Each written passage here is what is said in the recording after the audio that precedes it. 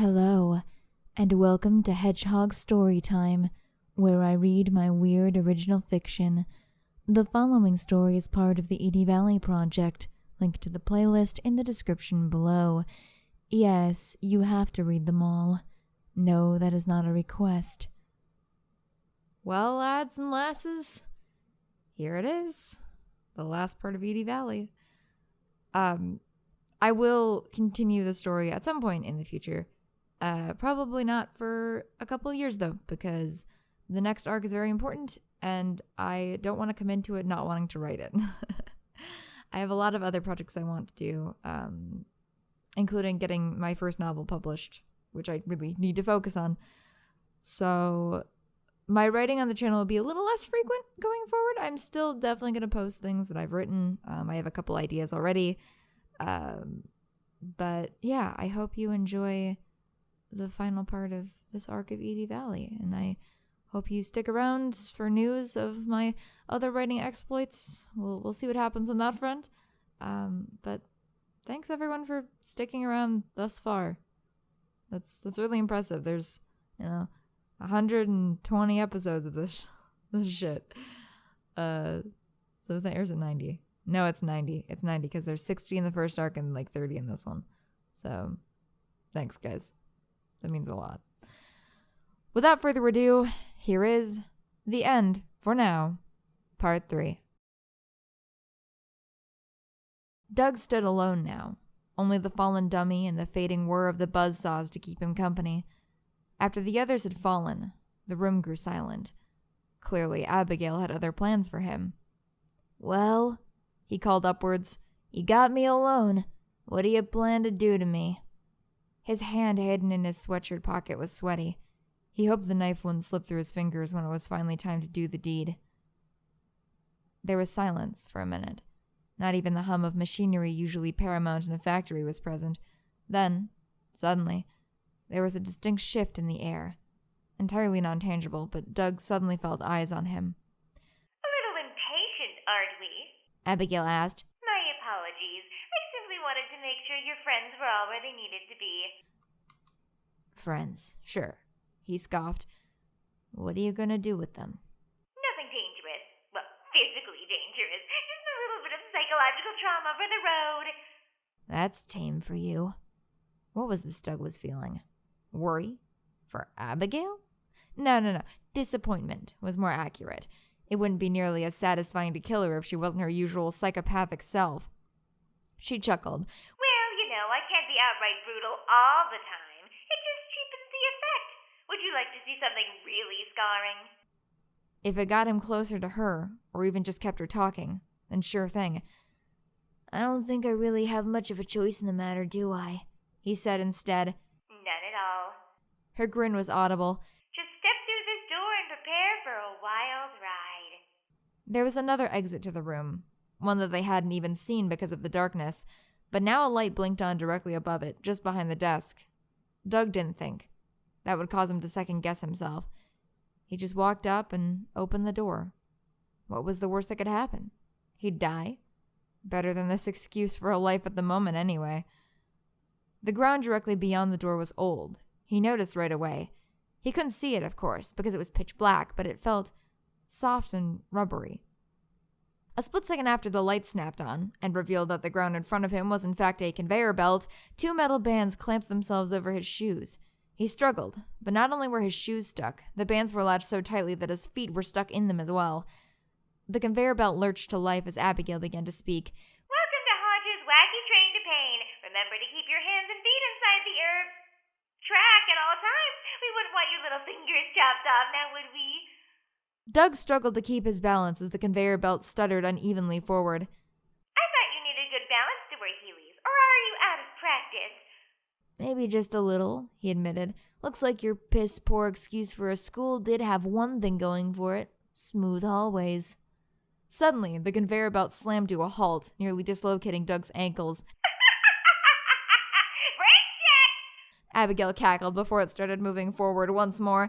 "Sorry, now what was that about my piss-poor excuse for a school?" He rolled his eyes. "Absolutely nothing at all."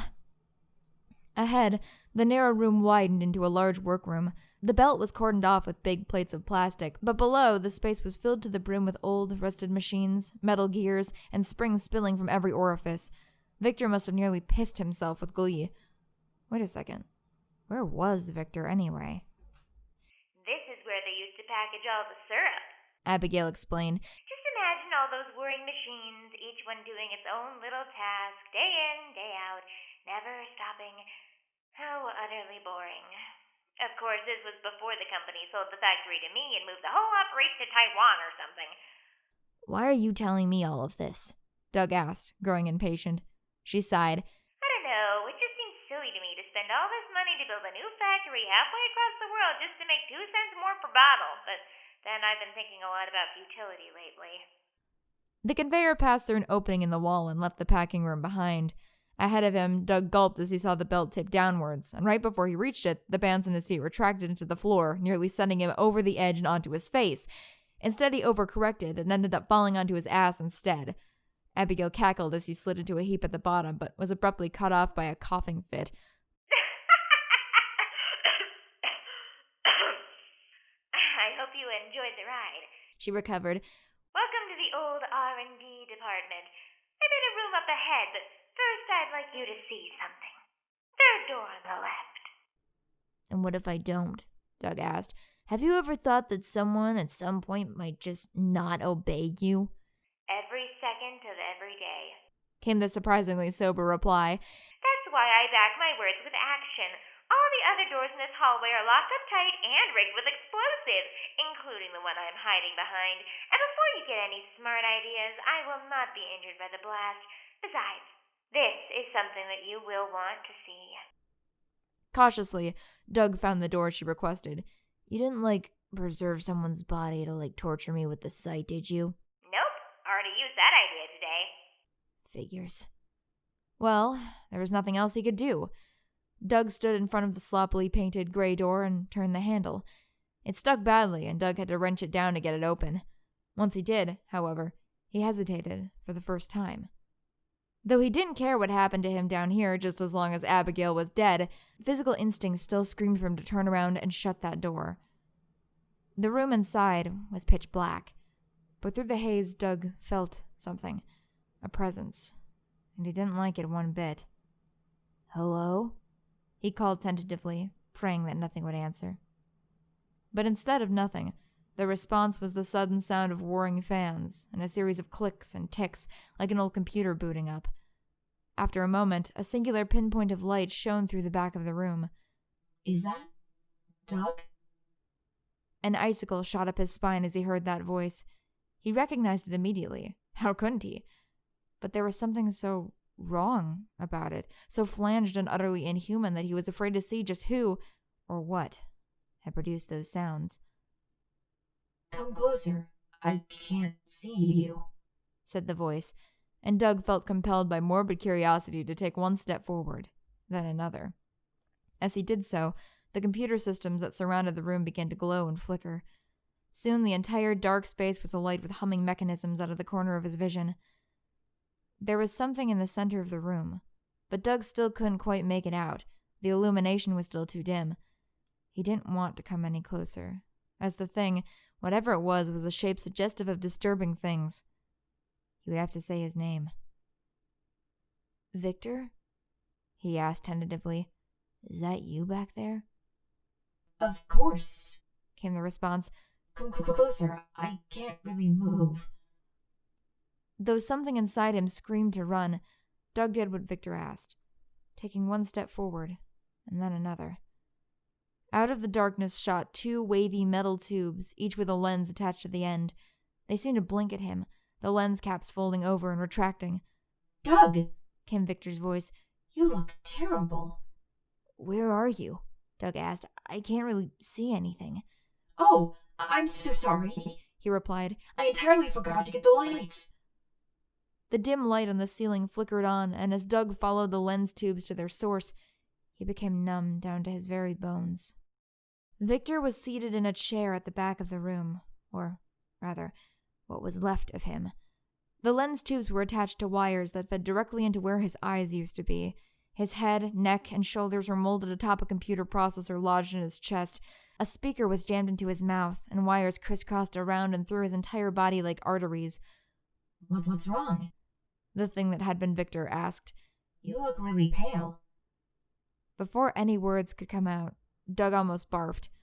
He finally managed. Did she do this to you? She? Oh, do you mean Abigail? She did some invaluable research, led me down the right path, but I did this all myself. This is my project, Doug, to create new life with technology. Then it was too late. Abigail had her slimy hands in this, too. Just like she did in everything. This was just another life ruined, crushed, destroyed at her whim. She had probably wanted to see what would happen if he did succeed. What had Doug told him? All those months ago, when he could almost feel what was going to happen even if he didn't quite know it yet. He remembered. Of course he did. They echoed in his head over and over again. Hey, Victor, Doug said, taking a few steps closer to the sad mess of wires and flesh that his friend had become. You remember what I told you? When you said you liked Abigail? Way before we both knew what she was. Of course I do, Doug. What remained of his lips stretched into a sort of smile. I can recall any memory instantly now. You told me to not stick my dick in crazy. Doug shook his head. Why didn't you just listen to me? Why? I did, he said. I listened very carefully, but if you were implying Abby, I don't know why. She's not crazy. She's brilliant.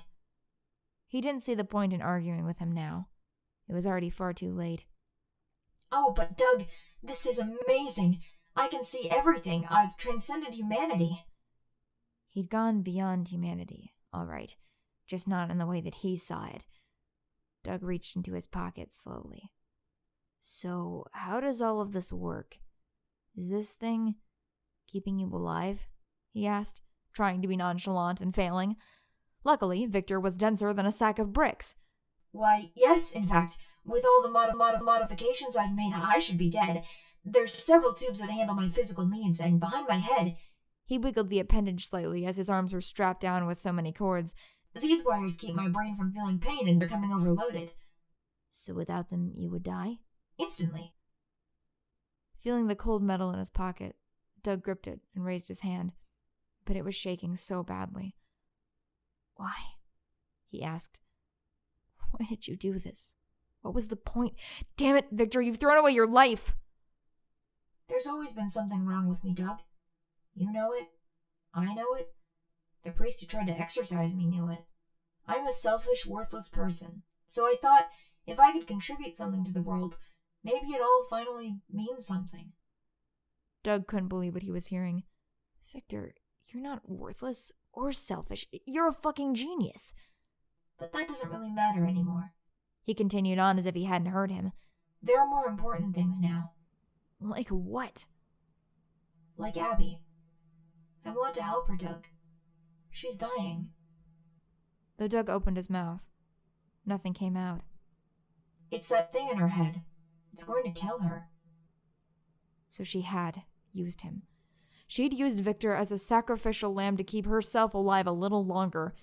His veins were burning, his cheeks bright red. Doug was going to make her pay. But first, he needed to take care of Victor. For whatever reason, he felt like it was his responsibility. God, things have become so complicated, he began, moving behind Victor. Can't believe it was less than a year ago that we were playing D&D in Jilli's dorm room. You mean when you raided our D&D session? I do. We had fun. Laughed and laughed. That we did, Victor. Doug's vision was getting blurry as he gripped the wires at the back of Victor's head. That we did. Doug pulled, and the lights went out.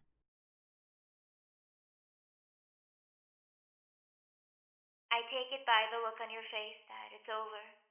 Abigail said as Doug stumbled out of the now empty laboratory. His whole body was shaking. The hallway, which had been so dim before, was bright enough that he had to squint, and the background hum of the factory rumbled through his head like thunder. You bitch, he slurred out. Thank you, she said.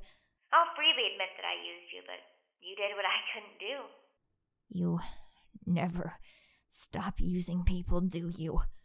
Doug collapsed against the wall, trying to keep himself from throwing up. She coughed, the sound making the speakers squeal. I have it to the end. Why do something myself when I can manipulate someone else to do it for me?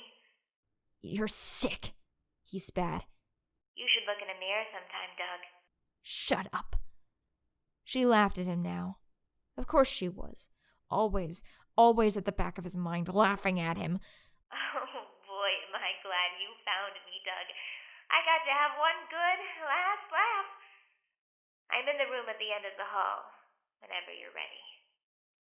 Doug heard an audible click from the door at the far end of the corridor. It was a big, dark door, and it seemed to laugh at him too, like he would never in a million years walk through it. Fuck that door. He didn't give a shit what it thought. He stood, legs shaking. Slowly, as the world became a little clearer, Doug walked up to that door and yanked it open. The room beyond surprised him. He expected a hulking laboratory filled with bubbling beakers and instruments of torture like the one she'd had at Adelaide's. But this room was small, simple, with cheaply painted white walls. It had probably been a floor manager's office at some point, but now its only contents were 2 metal tables. One of them had 4 different recorders on it, each set up to broadcast through a different speaker. On the other was a laptop, which a hunched figure in a blanket was working at. She turned, and Doug could see that Victor had been telling the truth. She was dying. Her face was thin and sallow, clenched in pain, and her whole body shook from cold, though the room was quite warm. If it was anyone else, the sight of her would have made him sad, pity her. But with Abigail, it just made him angry. "You bitch," he snarled. "How dare you try to die before I got to you?" "I'm still alive, aren't I?" She smiled weakly, "though I didn't realize we had an appointment. All right, I guess you'd better get it over with." She stood, flinging the blanket aside. Doug paused. "Is that it? No monologues? No tricks?" "And give you the kill you so desperately crave? Now why would I do that? No, Doug Bailey, I will not give you the satisfaction that you seek. You don't get to feel the pleasure of watching your victim's terrified eyes fade from life." "Why?" he whispered. "Why do you keep doing this? Torturing me endlessly? Why me? Haven't you done enough? More than enough? What will make you satisfied?" "Nothing," she smiled. "Absolutely nothing. You're the most fascinating being I've ever met, because no matter what I do to you, no matter how many loved ones of yours I kill, you just don't lie down and die." "Fuck you." Doug slid the knife from his pocket. "I don't care. I don't need triumph or satisfaction. All I need is for you to stop breathing. All I need is for you to say one little thing." He grabbed her and threw her against the wall, knife at her throat. "Say it." "I honestly have no idea what you're talking about," she managed to cough out. "How could you not know? Those words echo in my head every minute of every day. How can 2 little words make me so scared? You know exactly what I'm talking about." "I don't." "Say it!" And she laughed, low at first, but rising higher and higher until the air was electrified with the sound. And then there was silence.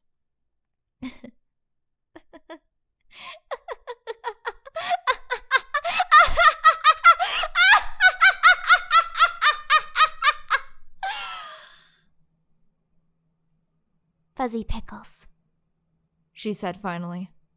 And Doug stabbed over and over again, her blood staining his hands, his sweatshirt, his shoes.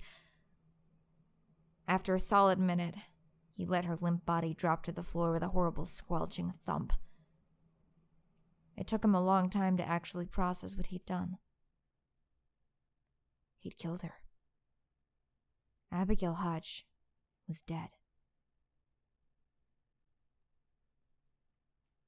Long after Doug had stumbled out of the office, long after Cindy and crew had run in to find that they were too late, Mike slunk from the shadows.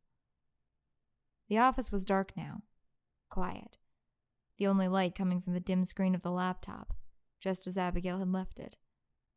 Mike stepped over her body towards the laptop, letting the quiet sink into his bones. He tried to savor this moment. He might not get another for a long time. After a while, someone cleared their throat, and with a sigh, Mike turned to the laptop.